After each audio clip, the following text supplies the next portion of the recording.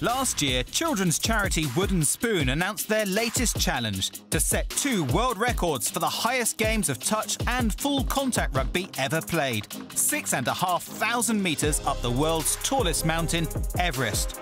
And with just 4 months to go, the challengers assembled in England's coastal city of Southampton for the latest round of preparation. We've had the guys in from the altitude centre and we've done our medical testing and then the testing at altitude. So mask over your face, less oxygen than you would like, see how long you last. We've taken the guys through a series of health tests, so some really basic but really important tests that need to be done before going to altitude. So taking a look at their blood pressure, their lung function, a couple of metrics related to that, and then tested them actually at altitude. So tested at 4,000 metres and at 5,000 metres and seeing how they respond to the lack of oxygen in the air to give us a bit of an idea of how they're going to respond when they actually go to high altitude. You might go to altitude and just experience shortness of breath, mild headache, and it's unlikely that people would go to altitude and not experience anything like that. Kind of going up from there a little bit, you're starting to look at symptoms like nausea and possibly going on towards vomiting. And those kind of symptoms, whilst they sound pretty unpleasant, are not uncommon if people haven't prepared particularly well, because there are a lot of factors that feed into altitude sickness. So the lack of oxygen is one thing, but then also things like dehydration, poor nutrition, that kind of thing can also feed in.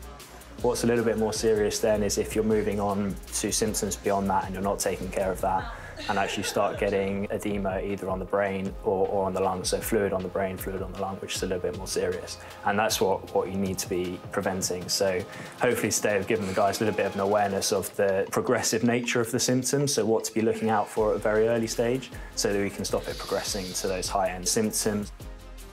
I didn't mind the blood pressure test, the heart rate test, lung capacity test, but I wasn't so keen on the wearing a mask and having my oxygen removed. It's quite claustrophobic. Didn't really enjoy it. It was all right after the first 30 seconds once you've relaxed and settled down and realised you're not going to suffocate. Gives you a strange, lightheaded feeling, a bit like a hangover. It's nice to have a test, nice for someone to say that you are in the right range, but I get the feeling they're telling that to everybody. So we'll see, won't we? Only the true test will tell. While the physical nature of getting the challengers to play rugby at 6,500 metres can't be understated, the anticipation of winning the match continued to build after each member found out which of the 4 teams they were going to be on at the official Fleece presentation. Well, it's my pleasure and an honour, to be honest, to be able to announce who the teams are going to be. Team Shane, Jay O'Malley.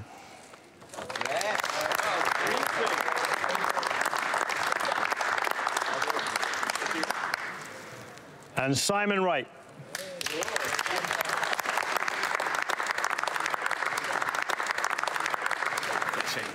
Shane, a few words, please. Yeah, you've definitely got the scariest looking team. It doesn't surprise me, actually, that Lee isn't here today. He used to hide from me on the rugby field as well. So, no, it's an absolute pleasure being captain for a number of reasons, really. I've never been captain for any other team before.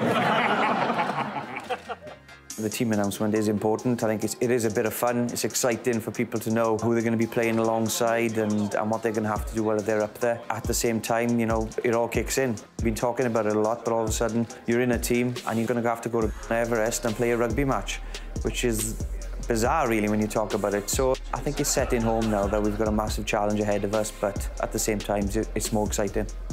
At the moment, we're all saying that it's about the team. We're going to go up there, it's going to be good fun, everything else guaranteed. As soon as the first kick is gone, competitive spirit is going to kick in. Not that I'm competitive in any shape or form, I am. Yeah, of course it's going to be competitive and everyone's going to want to win. Whether they admit that to themselves or to the team, I'm not sure, but we all want to win. It's really starting to feel real now, but it's something that, you know, give me a challenge and I'm going to smash it. I've worked at altitude before and I've worked in extreme conditions and I know how tough it is. And for some of the guys today, I think it's sinking home how difficult it's actually going to be. And hopefully they're going to take the training serious from now on if they haven't done already. And together as a team is important that we all finish together safely and come back down together.